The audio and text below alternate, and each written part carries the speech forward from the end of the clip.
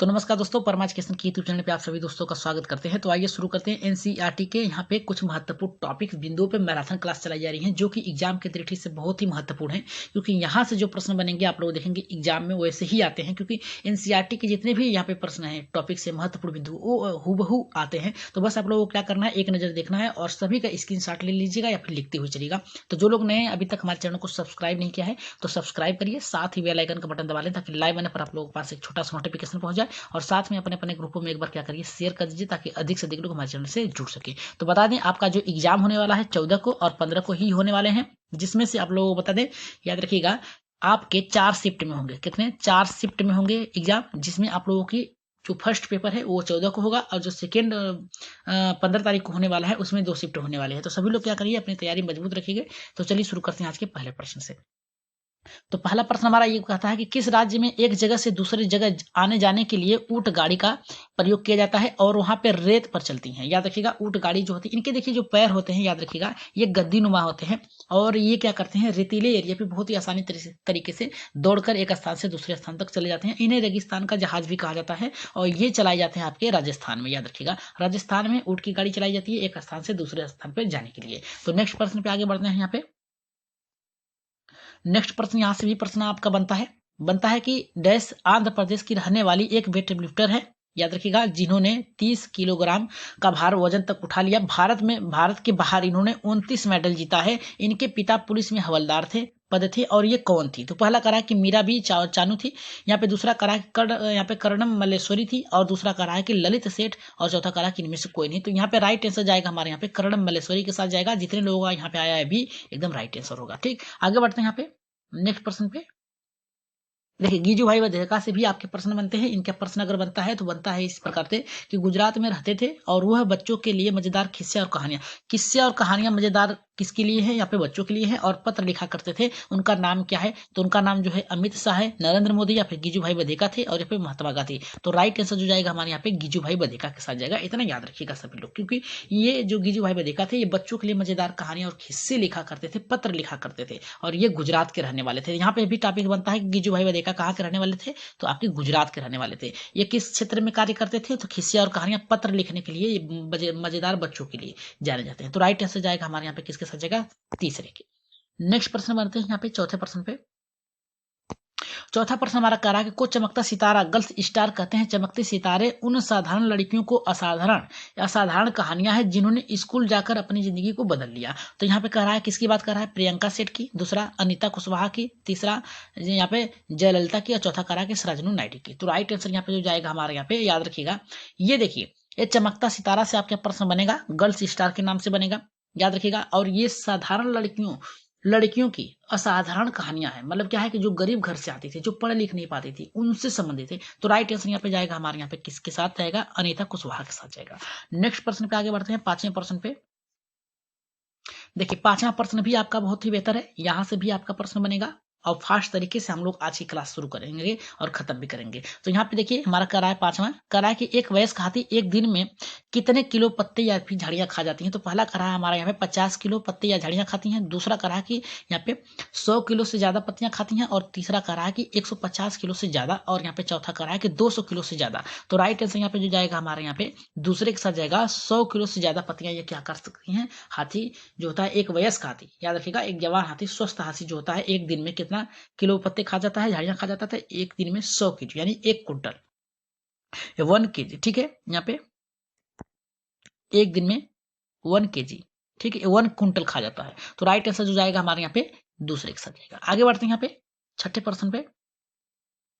अगर हाथियों से प्रश्न बनता है तो किस प्रकार से बनता है? देखिए यहाँ पे करा कि एक हाथी एक दिन में कितने घंटे आराम करता है। याद रखिएगा हाथी जो होता है एक दिन में कितने घंटे आराम करता है? तो मात्र ये 2 से 4 घंटे ही आराम करता है।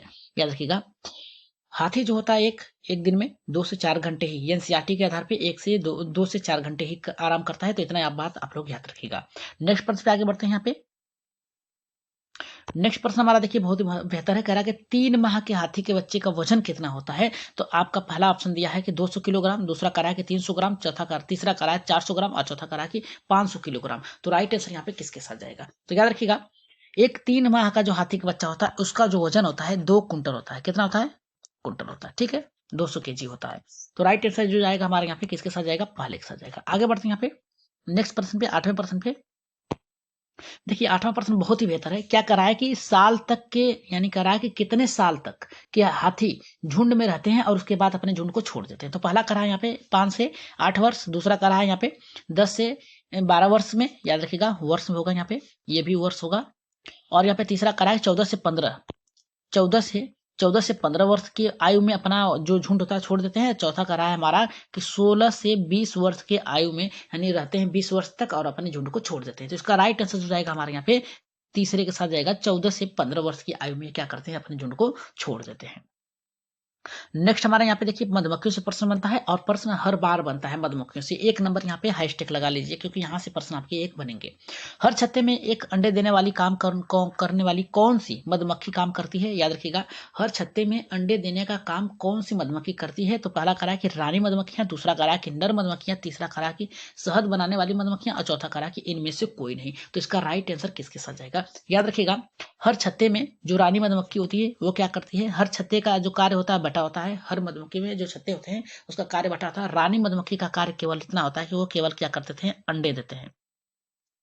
मजदूर मधुमक्खियां जो होती हैं, याद रखिएगा, शहद का काम करती हैं, शहद का कार्य करते हैं। और जब शहद इनको प्राप्त हो जाता है तो क्या करते हैं, एक विशेष प्रकार का नृत्य करती हैं, जिससे अधिक और मधुमक्खियां जो होती हैं उस पर क्या होती हैं, आकर्षित हो जाती हैं उस फूल पे। तो राइट आंसर जो जाएगा हमारे यहाँ पे किसके साथ जाएगा, पहले के साथ जाएगा। आगे बढ़ते हैं यहाँ पे 10वें प्रश्न पे। अगर सांप से प्रश्न बनता है तो किस प्रकार से बनता है। तो कह रहा है कि यहाँ पे सांप के दांत नुकीले होते हैं, वह कह रहा है कि पर वह अपने शिकार को चबाकर नहीं खाता बल्कि पूरा निकल जाता है। याद रखिएगा कौन सा ऐसा है दांत, यानी कह रहा है कि यहाँ पे देखिए डैश है यहाँ पे कि कौन सा स्थान यहाँ पे भरा जाएगा, सांप, मेढक या फिर छिपकली या फिर शेर। तो राइट आंसर यहाँ पे किसके साथ जाएगा, कह रहा है कि डैश के दांत नुकीले होते हैं। नुकीलों का मतलब होता है कि सांप जो होता है इनके दांत जो होते हैं नुकीले होते हैं, ठीक है। और ये क्या करते हैं, अपने खाना को, जो भी भोजन है, जो भी आहार है, ये क्या करते हैं, सीधे निगल जाते हैं, ठीक, इसे चबा कर नहीं खाते हैं। तो राइट आंसर यहाँ पे जो जाएगा हमारे यहाँ पे दूसरे के साथ जाएगा, सांप के साथ। आगे बढ़ते हैं यहाँ पे 11वें प्रश्न पे। 11 का देखिए बहुत ही महत्वपूर्ण है। करा के निम्नलिखित में से किसके दांत हमेशा बढ़ते रहते हैं, क्योंकि उसके दांत काटने और कुतरने के काम हमेशा घिसते रहते हैं। मतलब कह रहा है कि वो कौन सा जानवर है, जीव है, जिसकी क्या है कि दांत हमेशा बढ़ते रहते हैं और उसे सही करने के लिए वो क्या करता है, कुछ ना कुछ खाता रहता है, कुतरता रहता है। तो पहला करा गिलहरी, दूसरा सुअर, तीसरा मनुष्य, चौथा करा कि शेर। तो मनुष्य तो होगा नहीं, सुअर तो होगा नहीं, शेर तो होगा नहीं। राइट आंसर जाएगा हमारे यहाँ पे क्या, इसके साथ जाएगा, यहाँ पे पहले के साथ जाएगा। आगे बढ़ते हैं यहाँ पे नेक्स्ट प्रश्न पे। ये देखिए बहुत ही महत्वपूर्ण है। करा कि किसकी आंख घूमती नहीं है, इसलिए दाएं बाएं देखने के लिए पक्षी अपना सिर को घुमाते रहते हैं। तो पहला करा यहाँ पे घुमाते रहते हैं, तो ये पक्षियों के साथ ही जाएगा, मछली के साथ नहीं जाएगा, ठीक है। मनुष्य तो क्या है, किधर भी देख सकते हैं, और उपयुक्त में से सभी। देखिए दाएं बाएं घुमाते रहते हैं। देखिए पक्षियां जो होती हैं अधिकतर इनके जो आंखें होती हैं सिर के ऊपर होती हैं, ठीक है, सिर के ऊपर होती हैं। और देखने में क्या करती है, एक वस्तु को देखने के लिए एक ही आंख को इंगित नहीं करते हैं, डबल दूसरे स्थान पे देखने के लिए इनका दायरा भी बढ़ जाता है देखने का। तो राइट आंसर यहाँ पे जाएगा हमारा किसके साथ जाएगा, दूसरे के साथ जाएगा। आगे बढ़ते हैं यहाँ पे। करा के डैश कौवे के घोंसले में अंडे देती हैं, कौवा अपने अंडे के साथ उसके अंडे को भी सेता है। किसके साथ, या में देख लीजिए जो पेड़ है, याद रखिएगा इसमें एक घोंसला है, ठीक है, और इस घोंसले में एक पक्षी रहता है, याद रखिएगा कौवा, ठीक है। और इस कौवे के घोंसले में एक और पक्षी आकर क्या करती है, अंडा दे देती है। और कौवा क्या करता है, उसको भी अपने अंडे के साथ क्या करता है, सेता है। तो और कौन सी पक्षी है जो एक कौवे के घोंसले में अंडा देती है। तो पहला यहाँ पे देखिए करा है कि उल्लू, दूसरा कोयल, तीसरा बाज, चौथा करा है कुफरी। सभी तो नहीं होंगे, इसका राइट आंसर जाएगा हमारे यहाँ पे कोयल के साथ जाएगा। जितने लोगों का यहाँ पे कोयल आया है एकदम करेक्ट आंसर होगा। नेक्स्ट प्रश्न पे आगे बढ़ते हैं 14वें प्रश्न पे। यहाँ से भी प्रश्न बनता है, पुराने मकान व खंडहर में घोंसला बना लेता है कौन सा पक्षी है। तो करा कि उल्लू, कोयल, बाज या फिर करा कि कबूतर। तो इसका राइट आंसर जाएगा कबूतर के साथ जाएगा। कबूतर जो होता है याद रखिएगा आपके घरों में भी हो सकता है, पेड़ पालों पे भी हो सकता है, और यहाँ पे जो मकान बने होते हैं उसमें जो खाना बना होता है कोतर टाइप का, या फिर दरवाजा के पीछे, अलमारी के पीछे, ये क्या करते हैं, अपना घोंसला बनाते हैं और उसी पे क्या करते हैं, अपना अंडा दे देते हैं। अधिकतर ये मनुष्यों के घर में रहते हैं। तो राइट आंसर जो जाएगा हमारे यहाँ पे किसके साथ जाएगा, चौथे के। नेक्स्ट प्रश्न पे आगे बढ़ते हैं यहाँ पे 15वें प्रश्न पे। 15 का देख लेते हैं क्या करा है। 15 का ये करा है कि किसी भी छोटे पेड़ या झाड़ी की लटकनी है, या देखिए क्या करा है, किसी भी छोटे पेड़ या झाड़ी में लटकती डाली पर अपना घोंसला बना लेते हैं, ठीक है। और वो पक्षी कौन सा है। तो करा कि बसंत गोरी, दूसरा करा शक्कर खोरा, तीसरा करा बांझ, चौथा करा कि नीरवीवर पक्षी। तो राइट आंसर यहाँ पे किसके साथ जाएगा? देखिए इसका राइट आंसर जाएगा हमारे यहाँ पे शक्कर खोरा के साथ जाएगा। ठीक है, ये कहीं भी अपना घोंसला बना लेते हैं छोटे छोटे झाड़ियों में। जैसे आपके देखिए अधिकतर देखेंगे तो सरपत होता है, या देखिए गाँव में सरपत पाया जाता है, अधिक घना होता है। ठीक है, उसी में ये बना लेते हैं। तो राइट आंसर यहाँ पे जो जाएगा हमारे यहाँ पे किसके साथ जाएगा? दूसरे के। 16वें प्रश्न पे आगे बढ़ते हैं। 16वां का देख लेते हैं क्या कह रहा है। 16 का देखिए हमारा ये कह रहा है किस भाषा में माँ की बड़ी बहन को बलियम्मा कहा जाता है, बोला जाता है? तो पहला करा है मलयालम, दूसरा कश्मीरी, तीसरा तमिल, चौथा करा है कि मराठी। तो राइट आंसर यहाँ पे 16वें का किसके साथ जाएगा? जल्दी से कमेंट करिए सभी लोग। तो इसका राइट आंसर जो जाएगा हमारे यहाँ पे पहले के साथ जाएगा मलयालम। ठीक है, मलयालम में बड़ी माँ की बड़ी बहन को यहाँ पे कहा जाता है वलियम्मा, और माँ की माँ को कहा जाता है अमुअम्मा। ठीक, राइट आंसर यहाँ पे याद रखिएगा किसके साथ जाएगा? पहले के साथ जाएगा। अगर यही माँ की माँ को क्या कहा जाता है? तो अमुअम्मा कहा जाता है, अमुअम्मा। ठीक, अब बड़ी बहन को कहा जाता है यहाँ पे वलियम्मा। ठीक, राइट आंसर जो जाएगा हमारे यहाँ पे किसके साथ जाएगा? पहले के साथ जाएगा। आगे बढ़ते हैं यहाँ पे 17वें प्रश्न पे। 17 का देखिए क्या कर रहा है, किस भाषा में पिता को बाला ले बोला जाता है? तो याद रखिएगा ये लद्दाखी भाषा में बोला जाता है। बहुत ही आसान है ये। लद्दाख में क्या बोला जाता है? पिता को आबा ले बोला जाता है। तो राइट आंसर यहाँ पे जाएगा यहाँ पे हमारा चौथे। आगे बढ़ते हैं यहाँ पे 18वें प्रश्न पे। मधुबनी से आपका एक प्रश्न बनेगा, इसे हैशटैग बना लीजिएगा, आएगा श्योर। मधुबनी से अगर बनता है मधुबनी कला, जिसे डैश भी कहा जाता है, तो याद रखिएगा इसे मिथिला पेंटिंग भी कहा जाता है। याद रखिएगा ये नक्काशी होती है, एक छोटे से कपड़े बनाई जाती है, बुनकर होता है। याद रखिएगा। तो राइट आंसर यहाँ पे जाएगा हमारे यहाँ पे मिथिला पेंटिंग के साथ। आगे बढ़ते हैं यहाँ पे 19वें प्रश्न पे। करा के सीता देवी, गोदावरी दत्त, भारती दयाल, बुला देवी किस क्षेत्र के लिए प्रसिद्ध है? तो पहला करा है कि लिफ्टिंग के लिए, शूटिंग के लिए, मधुबनी कला के लिए, और कोई नहीं। तो राइट आंसर यहाँ पे जो जाएगा हमारे यहाँ पे किसके साथ जाएगा? तो याद रखिएगा ये जो सीता देवी, गोदावरी दत्ता, भारती दयाल, यहाँ पे बुला देवी किस क्षेत्र में प्रसिद्ध है? तो याद रखिएगा ये मधुबनी क्षेत्र में प्रसिद्ध है। तो राइट आंसर जितने लोगों का आया यहाँ पे तीसरा एकदम करेक्ट होगा। आगे बढ़ते हैं यहाँ पे 20वें प्रश्न पे। यहाँ से प्रश्न तो श्योर है आपके 1 नंबर के आएंगे, श्योर है। इसे हैशटैग लगा लीजिए। हर बार पूछा है, इस बार भी पूछेगा, इतना याद रखिएगा। कोई ऐसा वर्ष नहीं होगा जिसमें ये पूछा नहीं होगा। तो कह रहा है यहाँ पे हमारा किस पेड़ की जड़ें 200 से 300 फीट नीचे गहराई तक जाती हैं जब तक पानी न मिल जाए, न पहुंच जाए? तो ये जो पेड़ होता है कहाँ पे पाया जाता है? रेगिस्तानी ओक, बरगद, सफेद पेड़, और कोई नहीं। तो इसका राइट आंसर जो जाएगा हमारे यहाँ पे याद रखिएगा ये जाएगा आपका पहले के साथ जाएगा। राइट आंसर जितने लोगों का आया है यहाँ पे पहला होगा। आगे बढ़ते हैं यहाँ पे। नेक्स्ट हमारा यहाँ पे नेक्स्ट करा है कि कौन सा त्योहार असम के चावल की नई फसल के काटने पर मनाया जाता है? तो पहला करा है ओणम, मकर संक्रांति, बिहू, इनमें से कोई नहीं। तो इसका राइट आंसर जो जाएगा हमारे यहाँ पे याद रखिएगा बिहू की। आगे बढ़ते हैं यहाँ पे नेक्स्ट प्रश्न पे, 22वें प्रश्न पे।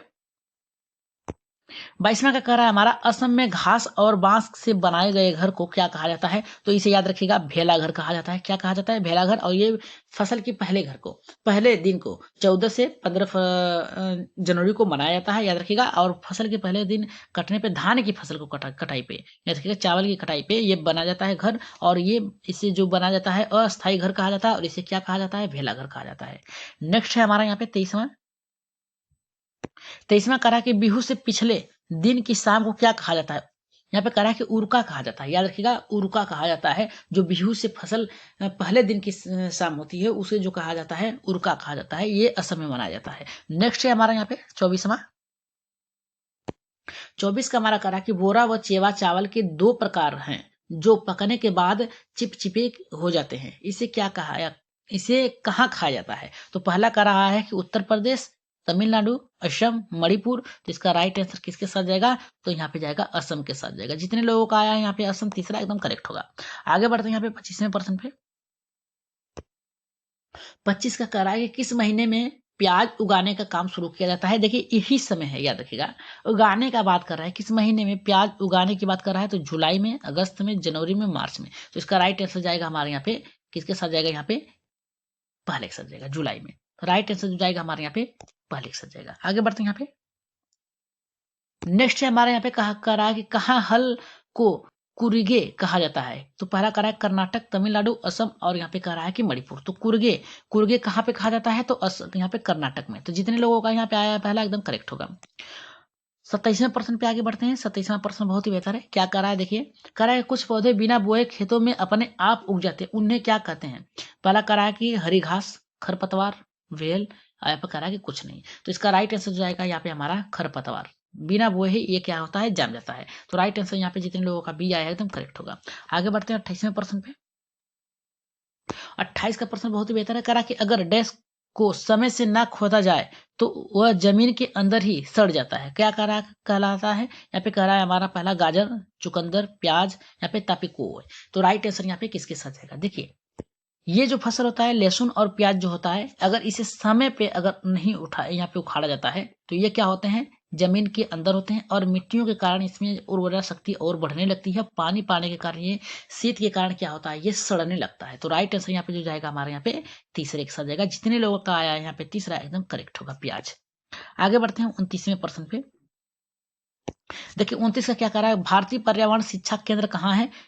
यहाँ पे मुंबई है, दिल्ली है, चेन्नई है, यहाँ पे कराची, हैदराबाद है। तो इसका राइट आंसर जाएगा आपका हैदराबाद के साथ, अहमदाबाद के साथ जाएगा। राइट आंसर जो होगा हमारे यहाँ पे अहमदाबाद। ठीक, आगे बढ़ते हैं। आज की क्लास का लास्ट प्रश्न है, 30वां प्रश्न। इसके बाद क्लास को समाप्त की जाएगी और पीडीएफ आप लोगों की जल्द ही टेलीग्राम चैनल पे और यहाँ पे व्हाट्सएप ग्रुप पे मिल जाएगा। तो 30वां हमारा देखिए क्या करा है, करा है कि पंचतंत्र पुस्तक किसने लिखी है? विष्णु गुप्ता ने, विष्णु यादव ने, विष्णु शर्मा ने, यहाँ पे करा विष्णु मोदी ने।